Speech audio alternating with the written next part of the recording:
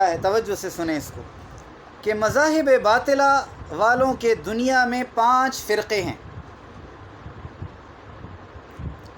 ایک فرقہ دہریہ کا ہے، جو کہتے ہیں کہ جہان کو بنانے والا کوئی نہیں، بس اتفاق ہو گیا، مواد جمع ہو گیا، صورتیں بن گئیں۔ تو جب مسلمان نے اپنی لفظ سے ہو کا لفظ بولا تو دہریوں کے عقیدے سے جدا ہوا۔ ہو نسبت ہے، ضمیر ہے، وہ کسی کی طرف اشارہ ہے، سمجھ رہے ہیں؟ ہو اللہ، ہو اللہ۔ تو دہریوں کا رد ہوا، وہ کوئی نہیں کہتے ہیں وہ ہے۔ دوسرا فلاسفہ، جن کا عقیدہ یہ ہے کہ کائنات کا ایک بنانے والا ہے مگر اس کی کوئی صفت نہیں، کوئی خوبی اس میں نہیں ہے، یعنی کائنات میں جو تاثیریں ہیں، یہ جو جہان میں جو تاثیریں آئی ہوئی ہیں صرف واسطوں سے ہیں، ایک کی وجہ سے دوسری میں وہ تاثیر آ گئی ہے، نہ کہ اس ذات سے جو بنانے والا ہے۔ اور حقیقت میں ہندوؤں کا مذہب بھی یہی ہے۔ دیکھیں، ہم جو یہاں سے لے رہے ہیں شاہ عبدالعزیز محدث دہلوی صاحب رحمۃ اللہ علیہ، تو اس زمانے میں تو یہ تھے ہی دہلی میں، اور وہ ہندو مذہب کو زیادہ تفصیل سے جاننے والے ہیں، زیادہ گہرائی سے جاننے والے ہیں۔ ان کے عقیدے کی اصل بھی یہی ہے کہ وہ بنانے والا تو ہے لیکن باقی جو کچھ ہے وہ نیچے ہے، اسی لیے وہ نیچے والوں کو زیادہ ترجیح دیتے ہیں، اس کو نہیں دیتے۔ اور جب مرد مومن نے لفظ اللہ کا ذکر کیا، جو تمام صفات کا جامع ہونے پر دلالت کرتا ہے، تو ان تمام فرقوں کی گفتگو سے چھٹکارا پایا۔ جس کے پاس جو خوبی ہے، جس کے پاس جو صفت ہے، اس کی عطا کردہ ہے، تو ہر ایک کو اس سے جوڑ دیا، ہر ایک کو اس کا محتاج بنا دیا۔ تیسرا فرقہ ثنویہ ہے، جو کہتے ہیں کہ ایک صانع، صنعتکار، چیزوں کو جوڑنے والا، بنانے والا، ساری کائنات کے لیے کافی نہیں ہے۔ اتنی بہت ساری چیزیں ایک کیسے بنا سکتا ہے؟ ایک کارخانے میں بہت سارے لوگ ہوتے ہیں، تو بہت سارے لوگ مل کر الگ الگ کام کرتے ہیں، تو ناچار چند صانع چاہیے۔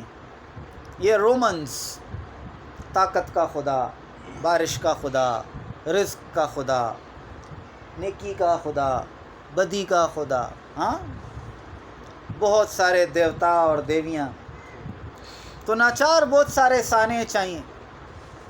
اور جب صاحب ایمان نے حق تعالیٰ کی صفات میں لفظ احد کا ذکر کیا تو ان سب سے نجات پائی۔ ایسا اکیلا ہے کہ اس کے ساتھ کوئی نہیں آ سکتا۔ ہاں۔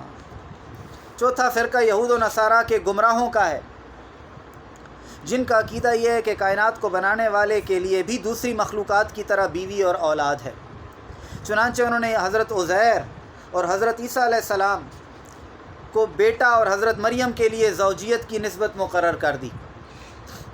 جب مسلمان نے کہا لم یلد ولم یولد، تو اس عقیدے سے بالکل دور ہو گیا، اور اسی عقیدے کی جنس سے وہ تشبیہات ہیں جو یہود و نصارہ نے اللہ کے بارے میں گھڑی ہیں، اور وہ اللہ تعالیٰ کو مخلوقات کی طرح کئی چیزوں کا محتاج ماننے لگے۔ تمام تشبیہات کے رد کے لیے بس صمد کا جو لفظ استعمال کیا، اس نے ساری چیزوں کو اللہ سے جدا کیا، کہ سب چیزیں اس کی محتاج ہیں اور وہ کسی کا محتاج نہیں ہے۔ پانچواں فرقہ مجوسیوں کا ہے۔ دیکھو کتنا ٹائم ہے، سانو تو سمجھ نہیں پہنی نہ ہے، تھوڑا سا ٹائم ہے، چلو کوشش کرتا ہوں۔ پانچواں فرقہ مجوسیوں کا ہے، جو کہتے ہیں کہ تاثیر اور ایجاد کی طاقت، کسی چیز میں اثر کرنا اور کسی چیز کو ایجاد کرنا، اس دونوں کاموں میں اہرمن اور یزداں ہمسر ہیں۔ ایک خدا ہے نیکی کا، ایک خدا ہے بدی کا، اہرمن اور یزداں۔ تو جہان میں جو نیکیاں ہیں وہ ایک بناتا ہے، اور جو بدیاں ہیں وہ دوسری بناتا ہے، اور دونوں برابر ہیں۔ ہم سر، ظلمتوں کی چیزیں، اندھیری گناہوں کی چیزیں، ایذا پہنچانے والی اشیاء، دیگر شرور شر اور قبائل اسی قسم کی مخلوق ہیں، اور یزداں کے لشکر ہیں، اور اہرمن کے لشکر میں جھگڑا اور کھینچا تانی چل رہی ہے. سمجھ آئیے، نیکی اور برائی ایک دوسرے کے ساتھ برسر پیکار ہیں.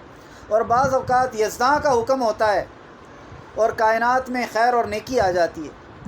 بعض اوقات اہرمن کا لشکر زور پکڑ جاتا ہے اور دنیا میں برائی اور بری چیزیں پھیل جاتی ہیں. اس عقیدے کے رد میں وَلَمْ يَكُنْ لَهُ كُفُوًا أَحَدٌ، کوئی اس کا ہم سر نہیں. دیکھو اس ایک صورت سے مسلمانوں کو کیسے کمال پریشانیوں، تکلیفوں، مصیبتوں اور بری سوچوں سے جدا کر کے اس کے عقیدے کو پاک صاف کر کے ایک کے ساتھ جوڑا ہے.